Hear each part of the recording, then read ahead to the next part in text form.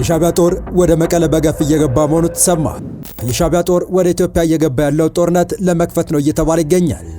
ኢራን የዱባይ ዓለም አቀፍ አየር ማረፊያ እንደበደበች፣ በጎረቤቶች ላይ መተኮስ አቆምኩ ያለችው ኢራን የተባበሩት አረብ ኤሚሬትስ ላይ ባሊስቲክ ሚሳኤልና ድሮን ስታዘንብ ውላለች።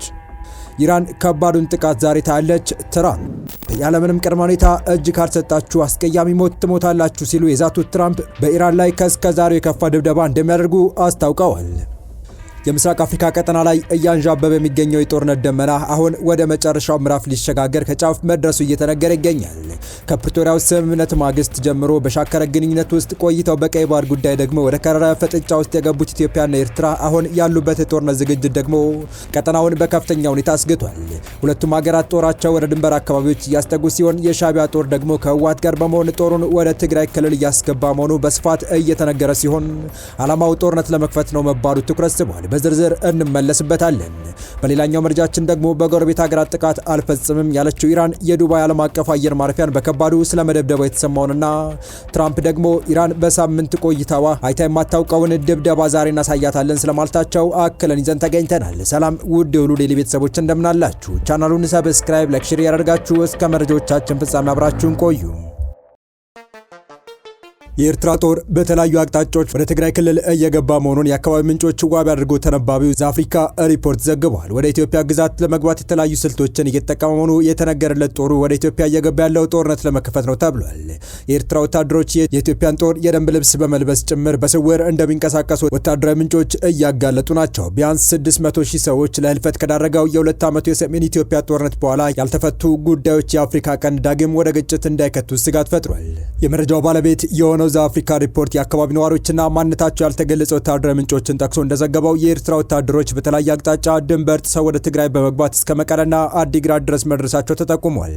በተጨማሪም በሱዳን የድንበር ከተማ ሐምዳይት በኩል ሰርጎ የመግባት እንቅስቃሴ እንዳለና የኤርትራ ወታደሮች የኢትዮጵያን ጦር የደንብ ልብስ በመልበስ ጭምር በስውር እንደሚንቀሳቀሱ ወታደራዊ ምንጩ አጋልጧል። ይህ ሁኔታ በአዲስ አበባና በአስመራ መካከል ያለውን የዲፕሎማሲ ፍጥጫ አባብሶታል። የኢትዮጵያ የውጭ ጉዳይ ሚኒስትር ዶክተር ጌዲዮን ጢሞቴዎስ የካቲት 7 2018 በጻፉት ደብዳቤ ኤርትራ በኢትዮጵያ ውስጥ ለሚንቀሳቀሱ ታጣቂ ቡድኖች ድጋፍ ታደርጋለች በማለት የከሰሱ ሲሆን የኤርትራ ጦር ከኢትዮጵያ ግዛት እንዲወጣም መጠየቃቸው የሚታወስ ነው። ሚኒስትሩ አክለውም የኤርትራ ድርጊት ትንኮሳዎች ብቻ ሳይሆን ግልጽ የጥቃት እርምጃ ነው ሲሉ ኮንነውት ነበር። በአንጻሩ የኤርትራ መንግስት ይህንን ውንጀላ በጥብቅ ያስተባበለ ሲሆን የኤርትራ ማስታወቂያ ሚኒስቴር ከሁለት ቀናት በኋላ የካቲት 9 ባወጣው መግለጫ ክሱ ፈጽሞ የሐሰትና ፈጠራ መሆኑን ገልጾ ከ2 ዓመታት በላይ በኤርትራ ሲካሄድ የቆየው የጥላቻ ዘመቻ አካል ነው ብሎታል። መንግስታቸው ትርጉም የለሽ ስለሆነ ንትርክ ምንም አይነት ፍላጎት እንደሌለው አጽንኦት ሰጥቷል። ምንም እንኳን ኤርትራ ክሱን ብታስተባብልም በኢትዮጵያ በኩል ወደ ሰሜን ግንባር ከፍተኛ የጦር ኃይልና ወታደራዊ ትጥቅ እየተንቀሳቀሰ መሆኑን የአካባቢው ነዋሪዎች መመስከራቸውን በርካታ ዓለም አቀፍ ሚዲያዎች እየዘገቡ ቆይተዋል። ይህ የጸጥታ ውጥረት እየተካሄደ ያለው በትግራይ ውስጥ ካለው የውስጥ የስልጣን ሽኩቻ ጋር ተዳምሮ ነው። ከጦርነት በፊት ክልሉን ያስተዳድር የነበረው ህወሓት በፕሪቶሪያ ስምምነት መሰረት ከተቋቋመው የትግራይ ጊዜያዊ አስተዳደር ጋር የፖለቲካ እሰጥ አገባ ውስጥ ገብቷል።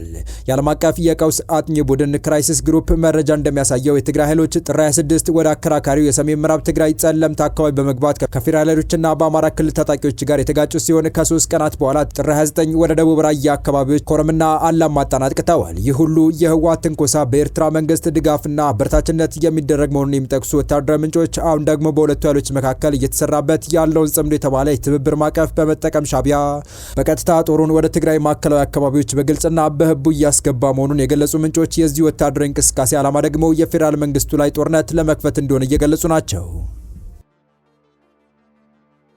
በቀጣይ መረጃ ኢራን በተባበሩት አረብ ኤሚሬትስ የሚገኘውን የዱባይ ዓለም አቀፍ አውሮፕላን መንደርደሪያ መታች። ዛሬ በዱባይ ዓለም አቀፍ አውሮፕላን ማረፊያ ተርሚናሎች አቅራቢያ የተፈጸመ የኢራን የድሮን ጥቃት የሚያሳዩ ተንቀሳቃሽ ምስሎች ወጥተዋል። የተባበሩት አረብ ኤሚሬቶች የኢራን ፕሬዝዳንት ማሱድ ፔዜሽኪያን ቀድመው በማያጠቁ ጎረቤት ሀገራት ላይ ጥቃት እንደማይፈጽሙ በገለጹበት በዛሬው ዕለት የተተኮሱባትን 15 ባሊስቲክ ሚሳኤሎችና 119 ድሮኖችን ማክሸፏን ገልጻለች። በሌላ በኩል በዱባይ ዓለም አቀፍ አየር ማረፊያ ቅጥር ውስጥ በድሮን የተፈጸመ የሚመስል ጥቃት የሚያሳይ ቪዲዮ ተሰራጭቷል። የሀገሪቱ መከላከያ ሚኒስቴር ባወጣው መረጃ የአየር መከላከያ ስርዓቱ 16 ባሊስቲክ ሚሳኤሎችን እንደለየና ከዚያ ውስጥ 15 ያህሉ ተጠልፈው ባህር ላይ መውደቃቸውን አስታውቋል። ባሊስቲክ ሚሳኤሎች በአብዛኛው በሮኬት የሚታገዙ የረጅም ርቀት መሳሪያዎች ሲሆኑ ለማምረትም ቢሊዮኖች የሚቆጠር ዶላር ይጠይቃሉ። ዝቅ ብለው የሚበሩት ሰው አልባዎቹ ድሮኖች ደግሞ በጣም ባነሰ ዋጋ ይመረታሉ። የኢራን ጦርነት ከተጀመረ አንስቶ ባለው የአንድ ሳምንት ጊዜ ውስጥ ዩናይትድ አረብ ኤሚሬትስ ውስጥ በተፈጸሙ የድሮን ጥቃቶች 3 ሰዎች የተገደሉ ሲሆን 112 ሰዎች ቀላል ጉዳት ደርሶባቸዋል። ዛሬ በኤሚሬትስ አየር መንገድ የተፈጸመው የድሮን ጥቃት ሊሆን እንደሚችል ቢቢሲ ቬሪፋይ ያረጋገጠው ቪዲዮ አሳይቷል። በአየር ማረፊያው ደቡባዊ ክፍል ከሚገኘው የማምረቻ ስፍራ የተቀረጸው ቪዲዮ ከአየር ማረፊያው ተርሚናል ህንፃ አቅራቢያ የተፈጠረን ፍንዳታ ያሳያል። ቪዲዮውን የቀረጸው ሰው ሌላ ድሮን በማለት ሲናገር ይሰማል። ሰው አልባ በራሪው ከመጋጨቱ በፊት በድሮን ሞተር ከሚፈጠር ድምፅ ጋር ተመሳሳይነት ያለው ድምፅ ይደመጣል። ፍንዳታው ከመፈጠሩ አስቀድሞ አንድ ቀን ቁስ በከፍተኛ ፍጥነት ወደ ታች ሲወርድ የሚታይ ቢሆንም ምን እንደሆነ ማረጋገጥ አልተቻለም። ጥቃቱ በተፈጸመበት የአየር መንገዱ ስፍራ አቅራቢያ 4 አውሮፕላኖች እንደቆሙ ቪዲዮ ያሳያል። ኤሚሬትስ አየር መንገድ ዛሬ ጠዋት ስራ እንዳቋረጠ የሚገልጽ መረጃ ካሰራጨ በኋላ አጥፍቶታል። ቀጥሎም እንደገና አገልግሎት መጀመሩን የሚገልጽ ልጥፍ አጋርቷል። የዛሬው ጥቃት የተፈጸመው የኢራን ፕሬዝዳንት ቀድሞ ጥቃት ካልተሰነዘረብን በቀር በጎረቤቶቻችን ላይ አንተኩስም ባሉ በሰዓታት ልዩነት ነው። የኢራን ፕሬዝዳንት ማሱድ ፔዜሽኪያን በአገሪቱ ብሔራዊ ቴሌቪዥን በቪዲዮ ባስተላለፉት መልእክት ጥቃት የተፈጸመባቸው ጎረቤት ሀገራት ይቅርታ ጠይቀው ጎረቤት ሀገራትን የመውረር ሀሳብ የለንም፣ ሰላምና መረጋጋትን ለማስፈን ሲባል ቀጠናዊ ትብብር እንዲኖር እንፈልጋለን ብለው ነበር። ፔዜሽኪያን አክለውም የአገሪቱ አመራር ጎረቤቶች ላይ የሚፈጸመውን ጥቃት በተመለከተ ውሳኔ ማሳለፉን ተናግረዋል።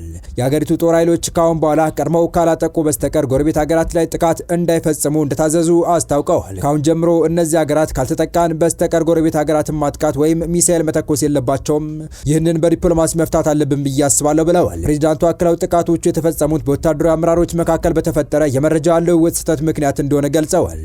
ይሁን እንጂ ይህ የፕሬዚዳንቱ ንግግር የተላለፈው ኢራን ቅዳሜ ጠዋት ላይ በባህሬን ላይ ተደጋጋሚ ጥቃት ከፈጸመች በኋላ እንደሆነ የዜና ወኪሉ አሶሺየትድ ፕሬስ ዘግቧል።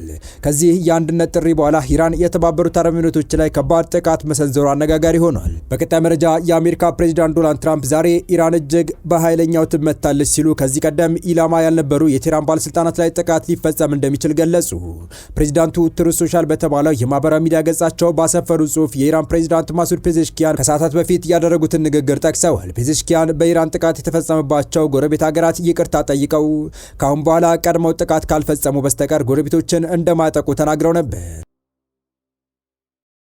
ትራምፕ በልጥፋቸው ኢራን ይቅርታ መጠየቋንና በመካከለኛው ምስራቅ ለሚገኙ ጎረቤቶቿ እጅ መስጠቷን እንዲሁም ካሁን በኋላ ወደ እነርሱ እንደማትተኩስ ቃል መግባቷን ገልጸዋል። ይህ ቃል የተገባው በማያቋርጠው የአሜሪካና እስራኤል ጥቃት ምክንያት ብቻ ነው ብለዋል። ኢራን የመካከለኛው ምስራቅ ሀገራትን እንደማታጠቃ ብትናገርም ወደ ጎረቤቶቿ የሚደርሱ ጥቃቶች ሙሉ በሙሉ አልቆሙም። ዱባይ ዓለም አቀፍ አየር ማረፊያ አቅራቢያ የድሮን ጥቃት መፈጸሙን የሚያመለክት መረጃ የወጣ ሲሆን ኳታርም የተወነጨፈባትን ሚሳኤል ማክሸፏን ገልጻለች። ትራምፕ በማህበራዊ ሚዲያ ገጻቸው ባሰፈሩ ዛሬ ኢራን እጅግ በኃይለኛው ትመታለች ብለዋል። የሀገሪቱ ጦርም ጥቃት የሚፈጸምባቸውን አዲስ ኢላማዎች እየለየ መሆኑን ገልጸዋል። ፕሬዚዳንቱ ሙሉ በሙሉ የሆነ ውድመትና እርግጠኛ ሞት የማድረስን ሀሳብ በከፍተኛ ሁኔታ እያጤኑት እንደሆነ ጠቅሰዋል። በአዲሱ እርምጃ ኢላማ የሚሆኑት እስካሁን ድረስ ጥቃት ሊሰነዘርባቸው ያልታሰቡ አካባቢዎችና በርካታ ሰዎች እንደሆኑም ጠቅመዋል። ይህ የሚሆነው በኢራን መጥፎ ባህሪ ምክንያት ነው ያሉት ትራምፕ ተጨማሪ መረጃ አልሰጡም። የተወደዳችሁ የቻናላችን ቤተሰቦች ለአሁኑ ለእናንተ ይመጥናሉ ብታደምጧቸው ታተርፉባችኋላችሁ ብለን የመረጥንላችሁ ዕለታዊ መረጃዎቻችን እስካሁን ያደመጣችኋቸው ነበሩ። በተመሳሳይ ሀገራዊና ቀጠናዊ ጉዳዮች እንዲሁም ዓለም አቀፋዊ የጂኦፖለቲካ ወታደራዊና አነጋጋሪ ክስተቶችን ለበለት ተከታትለን በትኩስ ይዘን እንደምንቀርብ እያሳወቅን የቻናሉ ቤተሰብ ካልናችሁ ሰብስክራይብ፣ ቪዲዮን ላይክ እና ሼር በማድረግ ተደራሽነታችን ታሰፉ ዘንድ አክብሮታዊ ግብዣችን ነው። አበቃን። ሰናይ ጊዜን ተመኘን።